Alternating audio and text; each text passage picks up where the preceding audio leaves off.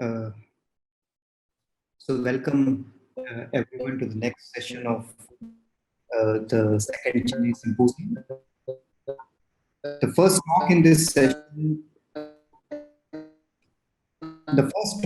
session, will be by Rajeev Jain, who leads the Theoretical Cosmology Group in the Department of Physics, ISC, Bangalore. And Rajeev will be talking on cosmological imprints of dynamical gauge fields during inflation. So Rajeev, over to you.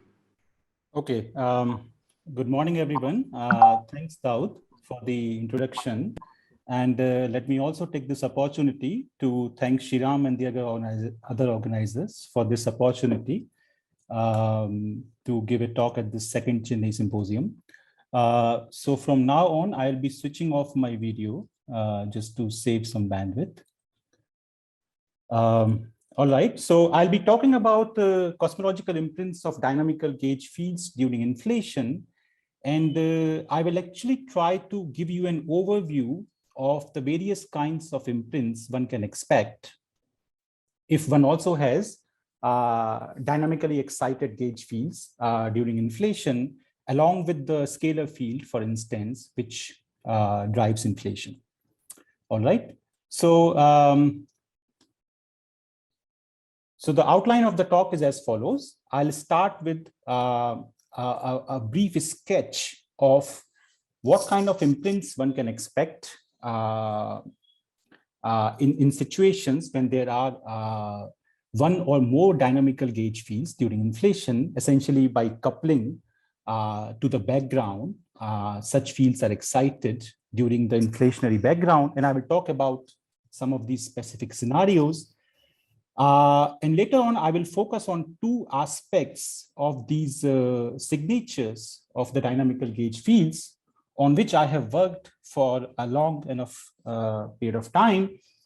So the first one is understanding the generation of cosmological magnetic fields during inflation. And this has been one of the long-standing problems in cosmology about how do we understand the presence of magnetic fields in the universe that we observe on a variety of length scales. Okay, the task is not so easy, so I will go into some details of various inflationary generation mechanisms, and I will point out the set of constraints or the conditions that one has to satisfy at the same time to be able to generate large enough or strong enough fields during inflation while keeping the predictions of inflation intact.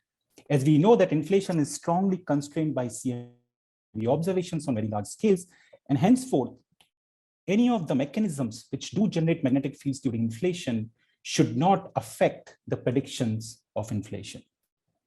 So I'll provide some models and talk about the constraints which one can look at and discuss what is the maximal strength one can obtain in specific scenarios. Then I will move on to the second part of my talk, which is about looking at what kind of non-Gaussianities the gauge fields can induce. And I will in particular talk about two sets of those non-Gaussian imprints. The one about the cross correlations of the magnetic fields with the curvature perturbations. And the second one, an more recent work about the cross correlations of magnetic fields with the gravitational perturbations or the tensor perturbations. And I will outline some consistency relations that we were able to derive to understand the extent of these cross correlations and the extent of the non-Gaussianities that such cross correlations will introduce. And then I will conclude. So as I said that there's a vast variety of imprints that gauge fields can introduce. And let me very briefly mention some of them. And as I said, I will focus on some of them in the rest of the talk. So as I said that the features and the imprints that the dynamical gauge fields will introduce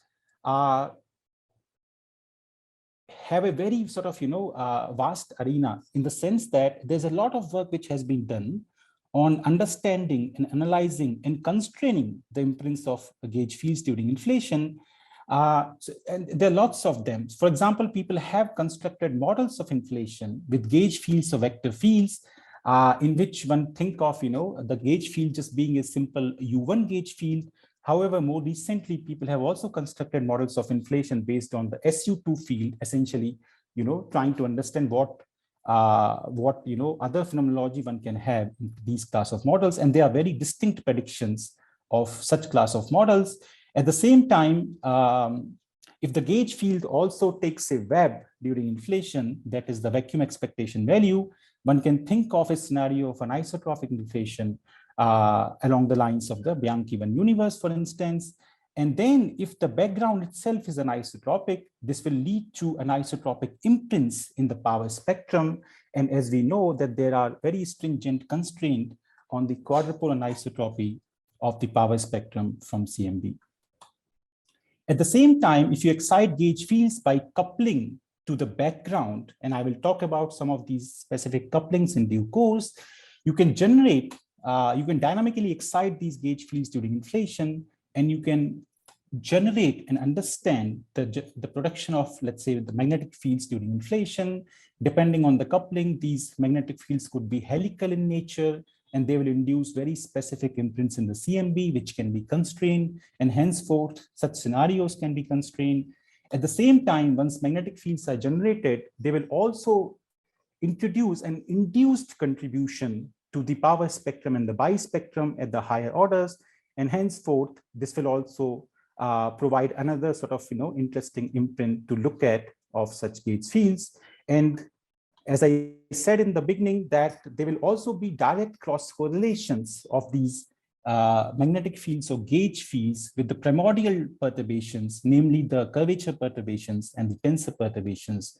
That is something we have looked at in our work. And there will also be other signatures, which I refer to as novel signatures, because they are otherwise not generated in the usual inflationary scenarios because of the anisotropic stress of such gauge fields when they are excited during inflation. They will also introduce novel signatures in the gravitational wave spectrum, such as chirality. So a helical coupling actually introduces a chirality, or so-called the polarization asymmetry in the gravity wave spectrum, something that can be constrained and detected with the near future observations. So all these imprints sort of broadly fall into two different broad categories, and it boils down to imposing the condition whether or not the gauge field takes a vacuum expectation value during inflation or not. Okay. So the meaning of this sentence is that whether one should be considering the energy density of the magnetic field when writing down the Friedmann equations at the level of background, or one should only consider them as excitations over the background, which is over the inflationary background, which is driven by, let's say, a single scalar field in the minimal models of inflation. So I'll be focusing on the second aspect, wherein the gauge field does not take a wave during inflation, and it is only excited because of specific couplings over the inflationary background, which is possibly driven by, let's say, a single scalar field. All right. So let me move into the first aspect of as an imprint of these gauge fields, something that I have worked on over the years. So we know that our observed universe is magnetized on all different length scales, all the bound structures, stars, galaxies, all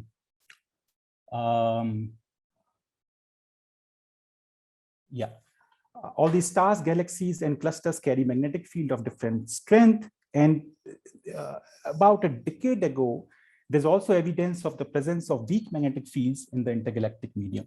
So the stars have a magnetic field about a few Gauss. Galaxies have a weaker magnetic field from 1 to 10 microgauss, and coherence length is about the size of the galaxies, as large as 10 kiloparsec. Clusters have even weaker magnetic fields, but the coherence length is even larger, up to the size of the cluster. And as I said that recently, about 10 years ago, in this paper for the first time, there was also an indirect evidence of the presence of weak magnetic fields about the order of few femtogauss was put out by observations of quasars and blazars, and these magnetic fields are supposed to be sort of coherent on the scales of 1 megaparsec. All right. So there's a lot of evidence of presence of magnetic field, and we understand some of the mechanisms which would lead to magnetic fields of this strength in various objects. However, explaining the presence of these intergalactic magnetic fields is still a mystery, and because the coherence length associated is pretty large, one of the possibilities is that these magnetic fields might have been produced during the very early epoch, in particular during inflation. So this plot essentially summarizes the various constraints that one has on magnetic fields. So you see that on x-axis, it's the coherence length in the log scale, which is being plotted in megaparsec. On the y-axis, it's the strength of magnetic field in Gauss. And as you can see that the various region of this space has been constrained from various observations. In particular, see that, the galaxies in the cluster host magnetic field of about in the range of micro-Gauss at the scale of 10 kiloparsec to 100 kiloparsec. That is these white ellipses. They are constrained from CMB about a nano-Gauss on even larger scales, essentially looking at the energy density contribution of magnetic field in the CMB. And this particular paper from 2010 essentially derives this kind of bound from the Fermi and Hess observation, essentially talking about the strength which is around femto-Gauss at the scale of about a megaparsec. And this is intriguing because there's a priori no reason for these magnetic fields to be present in these, rather empty regions. But this is an indirect evidence, and henceforth, one should understand where do these magnetic fields come from. So they said that inflationary expansion in the early universe can produce these magnetic fields. And inflation is the most interesting setup because of the very nature of inflation. The quantum fluctuations are excited during inflation. They're stretched out of the horizon, and they are correlated and so on and so forth. However, one obstacle that one encounters immediately is, as we know, that the Maxwell section is conformally invariant, okay? And the FRW background is also conformally flat. And henceforth, if we just look at the evolution of gauge fields or the magnetic fields given by the Maxwell section, one cannot excite any of those fluctuations because of the conformal flat background like FRW. And henceforth, a necessary condition to excite these magnetic fields during inflation is to break the conformal invariance of the Maxwell theory. This has been looked at in detail long ago, and there are various, possible couplings one can arrive at in order to break this conformal symmetry. These are broadly in these three different categories, namely the kinetic coupling, the axial coupling, and the mass term. The kinetic coupling essentially couples the Maxwell section, which is F mu nu, and F mu nu being the field strength tensor of the gauge field, to a kinetic coupling or a time-dependent coupling, which could couple to the scalar field, which drives inflation, or it could be any other dynamical field during inflation, or even to the curvature invariance. This R essentially represent any of the curvature invariant. Similarly, there could be axial coupling, wherein the time-dependent coupling is not to the kinetic term, the F mu nu, but it is to the helical term, F mu nu dual. And these class of models will have very distinct signatures as compared to these class of models. And one can also think of a mass term, which is given by just the m square term, which is also dependent on, let's say, field and the curvature invariant, just to the mass term of the gauge field. However, it has been realized that in order to excite strong enough gauge fields from this last possibility, one needs a negative mass square term or a tachyonic mass term, which is not so nice. And this possibility also breaks gauge invariance. And therefore, one also has to introduce yet another mechanism to restore the gauge invariance by the end of inflation. So for this region, the last possibility has not been looked at in too much of detail. And the first two sort of couplings have really gained a lot of attention over the years. So the whole inflationary magnetogenesis scenario can be summarized in this sketch.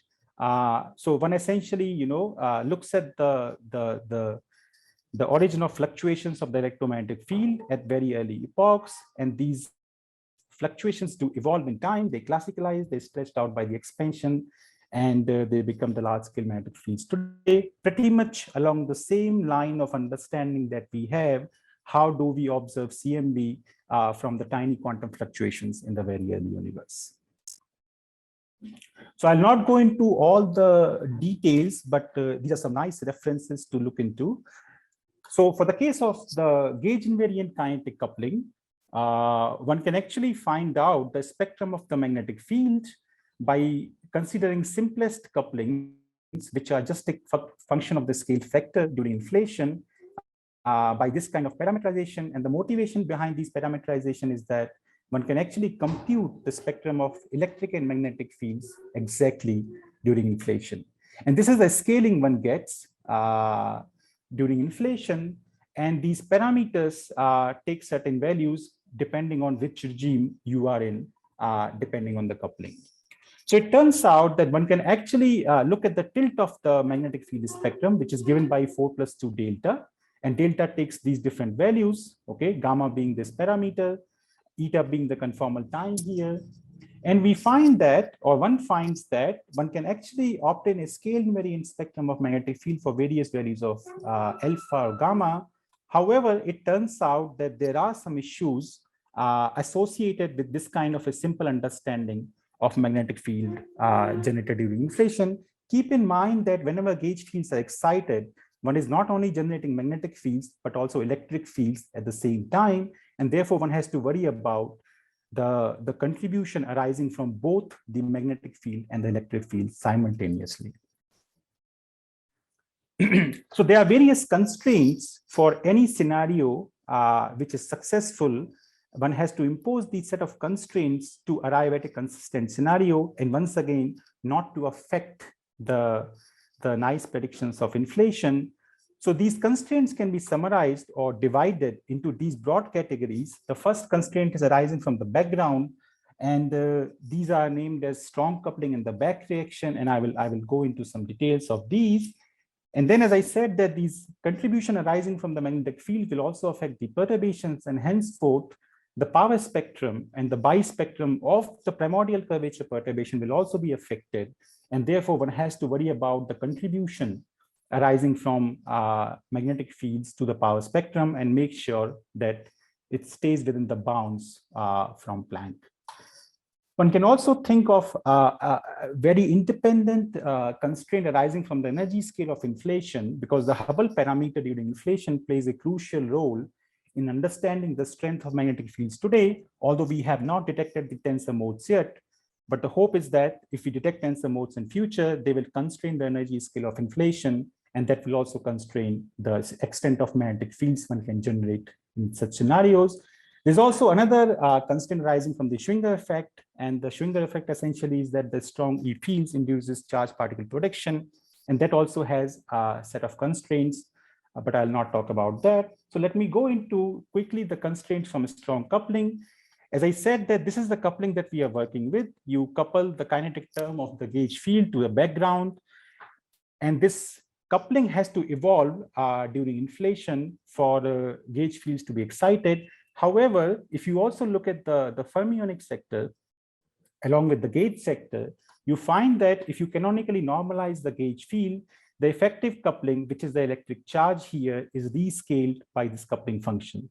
So the physical coupling function of this theory now in the canonically normalized variables is E divided by square root lambda. And since lambda varies very strongly during inflation, it turns out that this physical coupling varies by a large factor during inflation, and it would be very, very large at the onset of inflation. And henceforth, at the beginning of inflation, this theory described by this Lagrangian is in a strongly coupled regime. And this is problematic because we are essentially looking at the perturbative calculations. We are essentially exciting the tiny quantum fluctuations during inflation of the gauge field. And if we are in a strongly coupled regime, then this whole setup does not make sense. So one has to necessarily avoid the strong coupling regime. to be able to do perturbative calculations. The second constraint arises from backreaction. This is essentially imposing the conditions that while magnetic fields are produced, as I said, that the magnetic fields and the electric fields are simultaneously produced, one has to make sure that the energy density arising from the electromagnetic fields do not affect the background, and henceforth, this condition has to be imposed at all times during inflation. So it was shown in 2009 that if you put together the constraints from backreaction and strong coupling, you can at most get 10 power minus 32 Gauss today, which is very tiny even for the dynamo mechanism to work in the later universe. So what we wanted to ask is whether it is possible to overcome this result in any way or the other. So we looked at Rajeev, just sorry for interrupting. You have 5 minutes and then 5 minutes of question answers. I see. Okay. Thanks, Daud. So we wanted to understand whether one can affect the post-inflationary evolution of these magnetic fields, because of the fact that the typical understanding is that magnetic fields do evolve adiabatically since their generation until today. And it turns out, as I said, that the strength of the magnetic fields is really, really weak. So we wanted to understand and ask the question whether it is possible to do so. And one interesting setup that we found is that if you lower the scale of inflation, then this essentially affects the dilution factor from the end of inflation to today, and henceforth you can in principle obtain a larger strength in any of these scenarios as compared to a high scale inflationary scenario. So the conclusion from this paper back in the days was that you should be thinking of inflationary magnetogenesis in scenarios with low energy scale of inflation. And we found that, for example, on a scale of 1 megaparsec today, you could obtain a strength which are close to femtogauss, which is required to explain the strength in the interelectric medium. Okay, so as I said, that another set of constraints arise from perturbations, and as I said, one has to worry about the contribution to the density perturbations, and I will not go into too much of detail. But what we found is that contrary to the earlier understanding that backreaction was the strongest constraint, we found this paper that if you look at the constraints arising from backreaction, the power spectrum and the bispectrum, the hierarchy of these constraints in reverse, and as a result, the induced bispectrum ends up imposing the strongest constraint on the field that you can obtain, let's say on a horizon scale in terms of the energy scale. So I will move on to the second part of my talk very quickly and talk about these non-Gaussian imprints. So as I said in the beginning that there could be a variety of non-Gaussianities which could be introduced by magnetic fields or in general dynamical gauge fields. But in particular, we look at a set of non-Gaussianities which are in terms of the cross correlations of, let's say, the curvature perturbation with the magnetic fields. And because this cross correlation is non-Gaussian in nature, it turns out that it can actually, be large in specific limits. And let me go into some understanding very quickly. So first, we wanted to see whether we can estimate this correlator in the so-called the squeeze limit. And a squeeze limit is characterized by this condition where one of the wave number is very, very small as compared to the other two wave numbers. And henceforth, the wavelength corresponding to this mode is larger, as you can see in this cartoon diagram, much larger than the size of the horizon. So the effect of this long wavelength mode essentially is to rescale the background across the observed universe for the short wavelength modes. And this can be nicely captured by rewriting the metric, the spatial part of the metric in this particular form. And this was done by Maldasana in 2002, essentially for the case of non-Gaussianities arising from the inflationary curvature perturbation. And he found that there's a very nice consistency relation one can obtain in terms of ns-1, ns being the scalar spectral index, and the local non-Gaussianity can be estimated to be minus ns-1. So we've sort of followed the same procedure, keeping in mind that the gauge fields, the interactions of gauge fields are completely driven by the coupling function. And henceforth, we applied the same kind of a semi-classical approach to calculate this correlator zeta BB. And we found that in the squeeze limit, we can essentially estimate the the non-Gaussianity which is arising from this, and it can be nicely written in terms of the NB being the spectral index of the magnetic field spectrum. So BNL is NB minus 4, and for a scale invariant spectrum, BNL is still order unity. So I'll not go into too much of detail. And of course, we did a full in calculations to make sure the consistency relation that we obtained by semi-classical method is correct. And we found absolute consistency in some of the limits. This BNL could be actually very, very large for cosmological scales, large cosmological scales. And more recently, we have also looked at the cross correlations of these magnetic fields with the gravitons or the tensor perturbations, essentially following the same approach and keeping in mind that this long wavelength gamma essentially rescales the background for the short wavelength mode. And we did a full calculation and also the semi-classical calculation. And we found that one can actually write down these nice set of consistency relations for the gamma BB and the gamma EE correlator in terms of these non-Gaussianity parameter. And this is the leading order diagram, cosmological diagram, which contributes. So we can estimate the BNL and the ENL corresponding to these correlators in these different zones. And this is just a shape function characterizing the extent of non-Gaussianity in these two different cases. So let me conclude. As I said, that there's a lot of interesting imprints that dynamical gauge fields can induce during inflation, and it leads to a very rich phenomenology with very interesting cosmological imprints. And these can, in principle, also be constrained by cosmological observations. Inflationary magnetogenesis is one such direction in which the imprints are more interesting. However, as I said, that there are various constraints and conditions one need to impose. And in particular, if one has to explain the weak magnetic fields in the intergalactic medium, one necessarily has to resort to inflationary mechanisms. There are interesting cross correlations with curvature and vector and tensor perturbations, and we are able to obtain new consistency relations, and there could be large contributions of such non-Gaussian cross correlations in the specific shapes.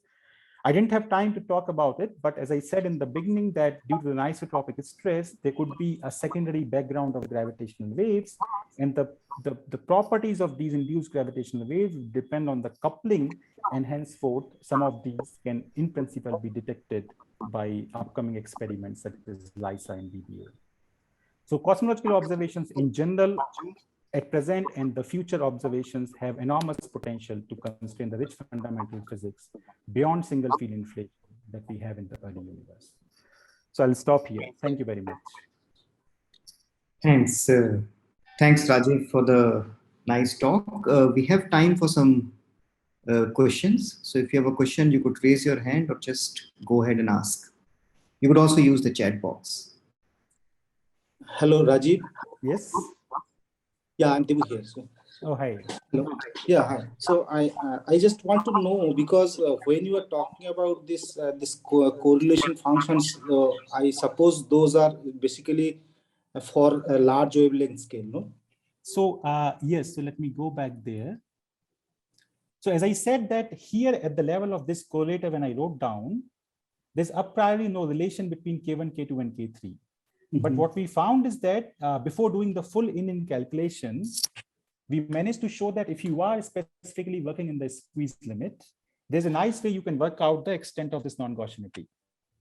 Okay, following the similar argument of that of Maldacena, that the long wavelength perturbation essentially, rescales the background for the short wavelength mode, like in this picture.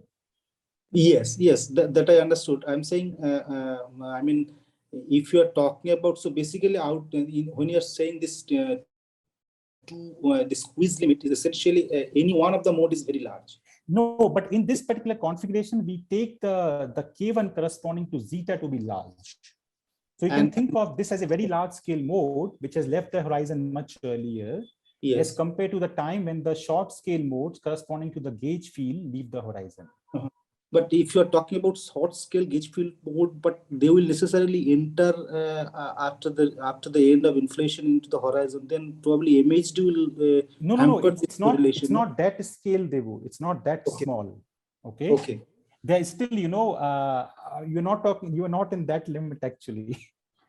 Okay. So think of it along the same line of this local non-Gaussianity that you talk about. Essentially, there's a correlation between the very large scale and the small scales, but not too small. Okay. Okay. So another question that is just this you have also talked about this correlation with the electric field as well. Correct. In a second, yes. But typically we would expect that in a magnetogenesis scenario, if you are entering into the after the inflation, typically you would expect the electric field will be zero anyway because of the large conductivity. Correct. Correct. So this is still during inflation. The usual argument is that during the reheating stage, the conductivity goes high, electric fields are shortened out, and one need not worry about the electric field thereafter. And that is the argument behind the adiabatic evolution of magnetic fields since that epoch until today. However, all these are still during inflation. Okay. Okay, this is not after inflation. This is also this tau I essentially is the time corresponding to, let's say, the end of inflation or something. Okay, so all these are still non-trivial and non-zero during inflation. Okay, okay. So you are talking about everything during the. It's all during inflation, yes. So now, if I think in terms of the observability of this in CMB, let's say, or somewhere, then will it, all this correlation will be zero or something like that? I want to observe this at the present time. They will not be zero, but one has to then go to the next step and try to ask the question: how will these correlators, which are non-trivial during inflation, will impact or affect the CMB observations? Okay, so actually in this paper, if you look at it, we are yet to revise it. We actually have shown that in some of these scenarios, due to these correlators, one can actually have a non-trivial correlation between gamma and zeta. Remember, both the B and the E fields do induce a contribution to the zeta and the gamma. Okay. Right?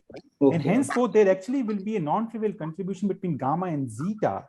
And that is something we can constrain using CMB or look for its imprints in the CMB. Okay. Okay. Thanks, sir. Yeah, sure.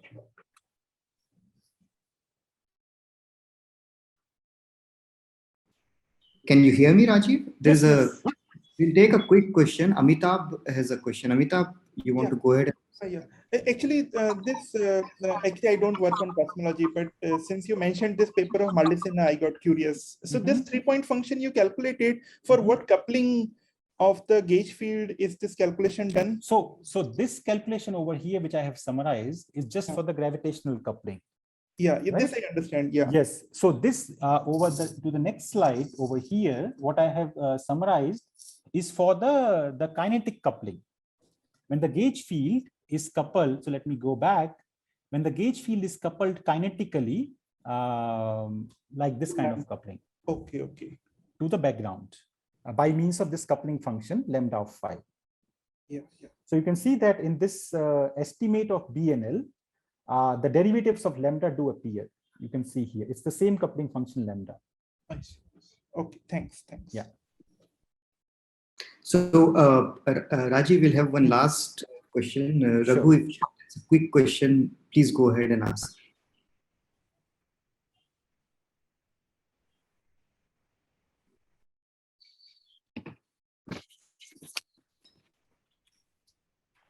I don't hear Raghu yet. Raghu, can you unmute and speak?